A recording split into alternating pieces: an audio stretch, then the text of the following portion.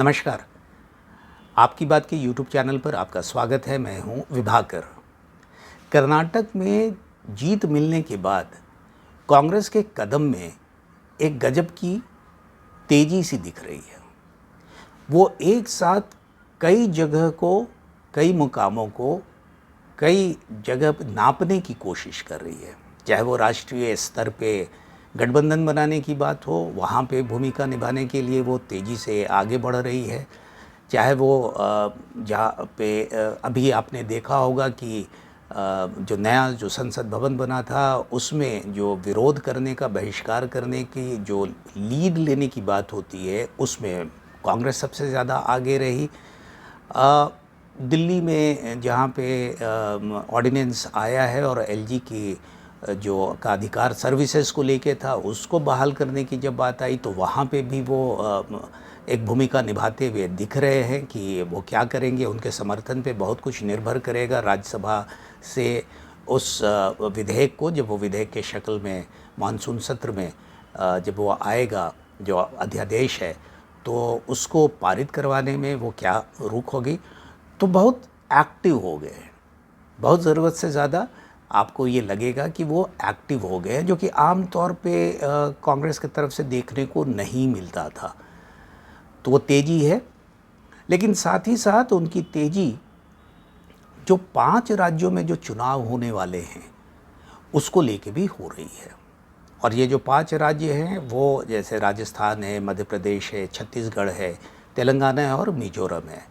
और इन 5 में से 2 जगहों पे वो सत्ता पे काबिज़ हैं आज की तारीख में, छत्तीसगढ़ में भी और राजस्थान में। मध्य प्रदेश 2018 में वो ज़रूर जीते थे, लेकिन अंदरूनी पार्टी में जो कलह हुई और पार्टी में टूट हुई, ज्योतिरादित्य सिंधिया जो बीजेपी में शामिल हो गए और उनके जो समर्थन वाले जो विधायक थे, उन्होंने इस्तीफ़ा दे दिया और बाद में फिर वो जीत के बीजेपी के टिकट पे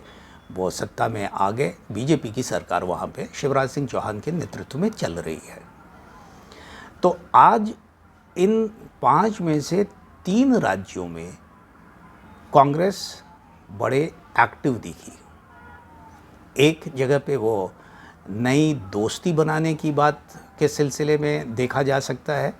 और ये तेलंगाना को लेके बात हो रही है। जो तेलंगाना में एक जो पूर्व जब आंध्र प्रदेश एक हुआ करता था और राजशेखर रेड्डी कांग्रेस के कद्दावर नेता थे, आंध्र प्रदेश के वो मुख्यमंत्री थे, उनकी मौत के बाद वो उनके बेटे, बेटी और पत्नी कांग्रेस से अलग हो गए थे नेतृत्व को लेके। तो आंध्र प्रदेश और तेलंगाना जब 2 राज्य बने, तो राजशेखर रेड्डी के बेटे जगन रेड्डी ने अपनी जो पार्टी वाईएसआरसीपी बनाई थी, तो वो उस पे जीत दिलवा के वो सत्ता में आ गए थे। तेलंगाना में वहाँ पे के चंद्रशेखर राव, उस समय टीआरएस अब बीआरएस, वो नेतृत्व में आए। लेकिन जो ये कहा जा रहा था कि परिवार में ही कुछ खटपट थी, भाई और बहन के बीच में कोई खटपट हुई, या उनको ये लगा कि जो उनकी जो अपनी राजनीतिक महत्वाकांक्षा थी, वो उसकी वजह से उन्होंने अपने आप को अलग किया और तेलंगाना में जाके वो सक्रिय हो गई और अपनी पार्टी बनाई। तो पिछले कुछ दिनों से वो परेशान की हुई हैं कि चंद्रशेखर राव को अपने एगिटेशन के थ्रू जिस तरीके से वो प्रदर्शन कर रही हैं, जो मुद्दे उठा रही हैं, और उनको कई बार गिरफ्तारी उनकी हुई, राज्य सरकार ने उनको गिरफ्तार किया, उनके प्रदर्शन और उनकी जो रैलियां होती हैं उनको रोकने के लिए कई कदम उठाए। तो ज़मीन पर आगे क्या होगा वो तो जब चुनाव होगा तभी पता चलेगा, लेकिन कुछ सुगबुगाहट इस तरीके से हुई, शायद उनके पक्ष में थोड़ी बहुत भी बात हुई कि कांग्रेस को उसमें उम्मीद नज़र आई। और आज कांग्रेस के कर्नाटक के जो उप मुख्यमंत्री और प्रदेश अध्यक्ष डीके शिव कुमार ने शर्मिला के साथ मुलाकात की, और ये माना जा रहा है कि ये तेलंगाना में जो चुनाव होने वाले में है विधानसभा का इसी साल के अंत में, वो उसमें शायद किसी दोस्ती करने के तरफ, किसी तरीके के समझौते करने के तरफ मिल के चुनाव लड़ने को लेकर चर्चा भी हुई है। तो एक तो ये उन्होंने वहाँ पे किया। दूसरी जो अभी वो कर रहे हैं, इस समय भी वो कर रहे हैं, वो राजस्थान में जो कांग्रेस के भीतर में जो गुटबाजी, बिल्कुल 2 खेमों में जो पार्टी बटी हुई नज़र आ रही है, मुख्यमंत्री अशोक गहलोत के और पूर्व उप मुख्यमंत्री सचिन पायलट के बीच में, सचिन पायलट जो कि एक तरीके से अगर ये कहें कि वो विपक्ष की भूमिका पिछले कुछ महीनों से निभा रहे हैं राजस्थान में, लगातार अपने ही सरकार को वो कटघरे में खड़ा कर रहे हैं, कई तरह के सवालात उठा रहे हैं और ये लड़ाई थोड़ी सी ज़्यादा इस हद तक पहुंच गई कि अब सुलह कराने की एक और कोशिश आज कांग्रेस के जो अध्यक्ष हैं खड़गे जी वो कोशिश कर रहे हैं। अशोक गहलोत साहब अभी उनसे मुलाकात आज उनकी हो रही है। ये कहा जा रहा है कि शायद सचिन पायलट के साथ भी आज ही मुलाकात होगी और उसके बाद अगर कोई रास्ता निकलता है तो दोनों के साथ मिलकर सुलह करने की बात होगी। हालांकि आज में उनके बारे में वो इतना आसान नहीं है कि जिस तरीके के जो दोनों तरफ से जो स्टैंड लिया गया हुआ है उससे लगता नहीं है कि ये बहुत आसानी के साथ सुलह होगी। और सुलह अगर कराने की बात होती है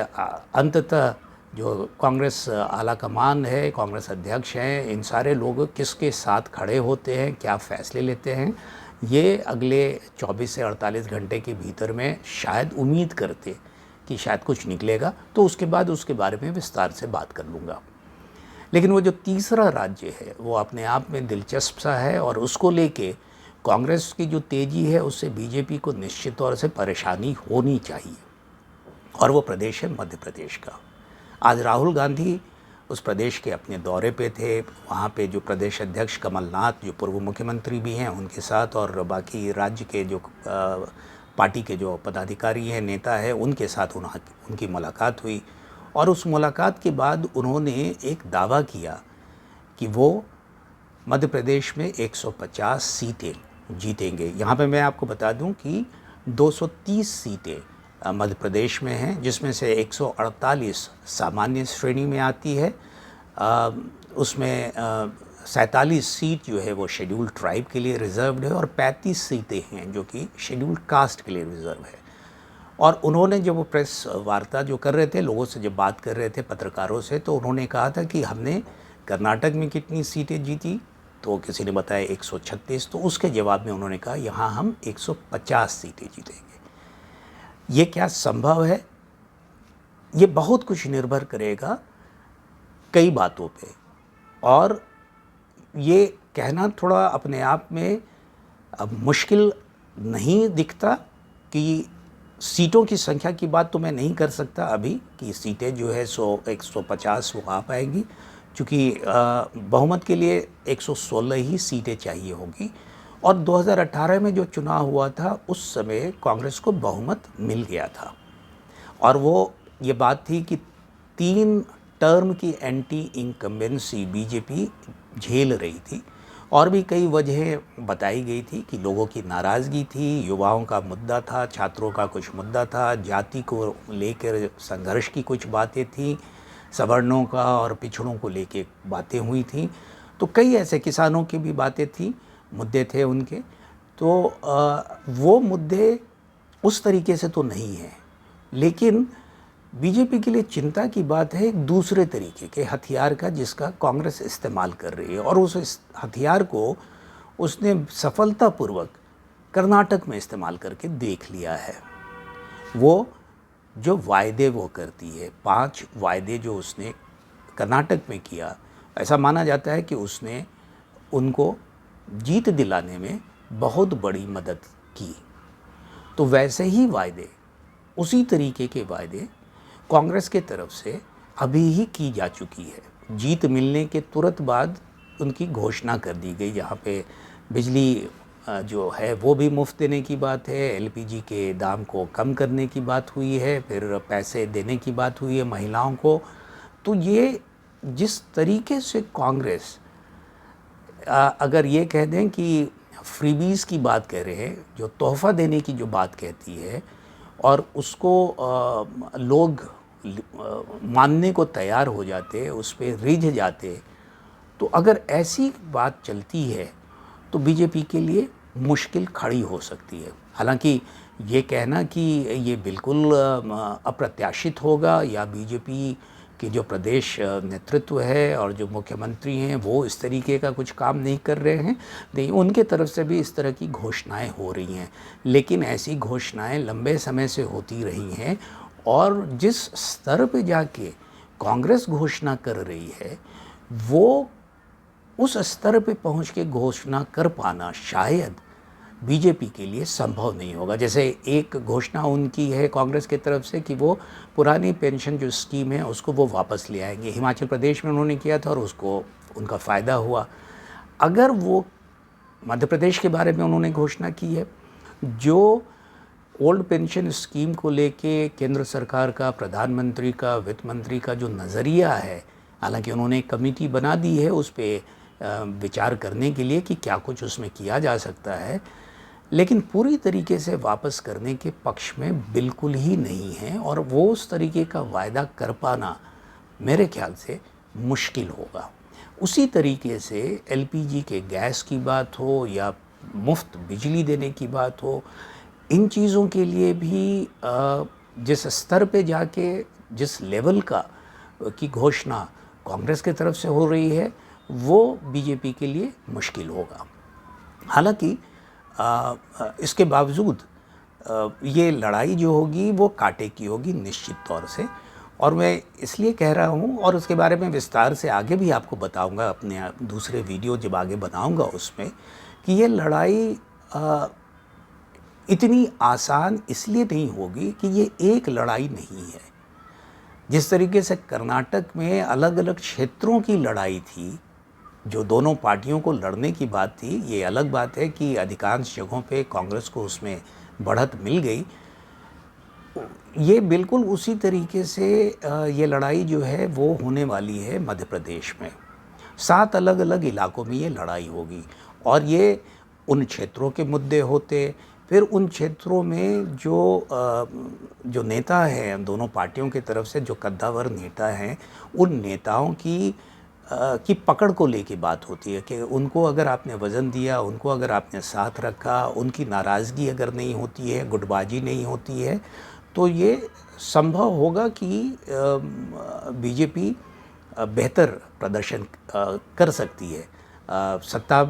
में वो आना ना आना ये तो बहुत जल्दबाजी होगी, लेकिन वो प्रदर्शन उतना ख़राब नहीं होगा जिस तरीके का प्रदर्शन देखने को मिला कर्नाटक में। हालांकि वोट प्रतिशत कम नहीं हुआ बीजेपी का वहाँ पे, लेकिन सीटों की संख्या कम हो गई। ये जो मध्य प्रदेश है 2018 में ऐसा ही हुआ था कि वोटों का प्रतिशत थोड़ा बीजेपी का ज़्यादा था कांग्रेस की तरफ से, लेकिन कांग्रेस के पास सीटें 9 सीटें वो ज़्यादा आ गई थी और वो बहुमत में आई थी। बीजेपी को जो जूझना है ये 7 इलाकों में तो जूझना होगा ही, उसको अपने अंदर की गुटबाजी से भी जूझना होगा। शिवराज सिंह चौहान मुख्यमंत्री निश्चित तौर से हैं, कद्दावर नेता हैं, बहुत ही पॉपुलर नेता हैं, इससे कोई दो राय नहीं है उनके। लेकिन पार्टी के भीतर की जो गुटबाजी है वो हर किसी को पता है, और विशेष तौर पे ये गुटबाजी थोड़ी सी और ज़्यादा बढ़ सी गई है, लगता है ऐसा, जब से कांग्रेस से जो कुछ नेता है जिसमें ज्योतिरादित्य सिंधिया भी शामिल हैं, उनको अपने साथ जोड़ने को लेके, उनको अपना बनाने को लेके। अब जो लोग पहले से उसी क्षेत्र में, चंबल ग्वालियर का जो क्षेत्र है जिसको माना जाता है कि ज्योतिरादित्य सिंधिया का वो प्रभाव का क्षेत्र है, उस इलाके में जो बीजेपी के जो नेता है उनको इस चीज़ की चिंता सता रही है कि हमारा क्या होगा, क्या कांग्रेस से जो लोग आए हुए हैं उनको ही दिया जाएगा टिकट। तो वैसे में जिन लोगों का टिकट नहीं मिलेगा उनको मनाने का काम बहुत ज़रूरी होगा, और उसको पहले से करने की आवश्यकता होगी। उसको आखिरी क्षण के लिए छोड़ने की आवश्यकता, अगर आप छोड़ेंगे तो उसका नुकसान हो सकता है। लेकिन ये सिर्फ ज्योतिरादित्य सिंधिया की बात नहीं हो रही है, ये बात पार्टी के भीतर में और जो दूसरे जो नेता हैं उनके बीच में भी ये कहा जाता है और सुना जाता है। हर जो वहाँ पे जो मध्य प्रदेश की राजनीति पे जो लोग नज़र रखते हैं उनको पता है कि प्रदेश अध्यक्ष वी.डी. शर्मा और मुख्यमंत्री के बीच में दूरी है, उसमें वो उस तरीके का सौहार्दपूर्ण संबंध नहीं है। और अगर उसको भी नहीं सुधारा गया, जल्दी चीज़ें अगर दुरुस्त नहीं की गई, तो वो एक परेशानी का कारण बन सकता है। और मैं उन नेताओं के बारे में नहीं बात कर रहा हूँ जैसे कैलाश विजयवर्गीय हैं या नरोत्तम मिश्र हैं, इन लोगों की बात नहीं कर रहा हूँ कि ये भी एक तरीके से कई जगहों पे वो परेशानी करते हैं।